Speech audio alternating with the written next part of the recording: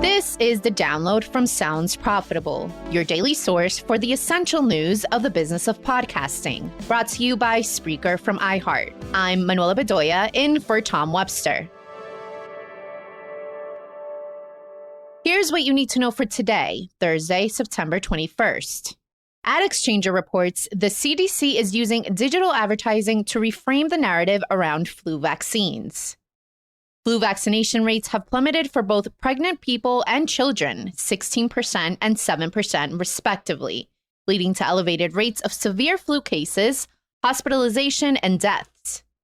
In part, this is attributed to the misconception flu vaccines are ineffective due to the frequent online testimony that vaccinated people caught the flu anyway. To combat the misinformation, the Center for Disease Control has launched a targeted ad campaign communicating that vaccines greatly decrease the intensity of the flu if you do catch it. The campaign specifically targets both pregnant and parents with younger children in places where they seek health information online.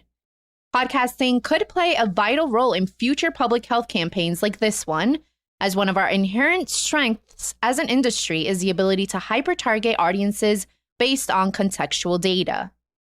Another story from AdExchanger, the Joint Industry Committee forges ahead with currency certification. Nielsen is no longer the only game on the block when it comes to TV measurement that can be traded on as currency, and the new contenders are gaining traction fast. Today, the broadcaster-backed Joint Industry Committee grants conditional certification to measurement companies ComScore, VideoAmp, and iSpot, all of which the JIC believes are on their way to becoming currency. If they pass a second evaluation audit, they could be fully certified by early next year. Nielsen declined a JIC request for information, continuing a long-running feud between the incumbents and the JIC regarding measurement and currency. New from Amplify Media, the 3 eras of podcasting. While teaching a course at NYU about the business of podcasting, Steve Goldstein found a need to summarize the rapid changes of the podcasting industry and has boiled it down to 3 core periods. First, the MeUndies era, where host-read endorsements were everything and public radio quickly realized podcasting's potential. Then follows the expansion and experimentation period of, as Goldstein puts it, throwing spaghetti at the wall to see what sticks. Currently, the industry is in its what's a podcast period, as video podcasting rockets in popularity thanks to YouTube.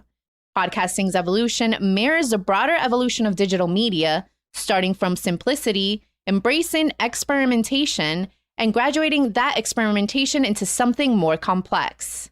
Media Leader reports on price draws and oversampling, how researchers are hunting media's missing audiences. What happens when media agencies have to hyper-target a campaign for clients?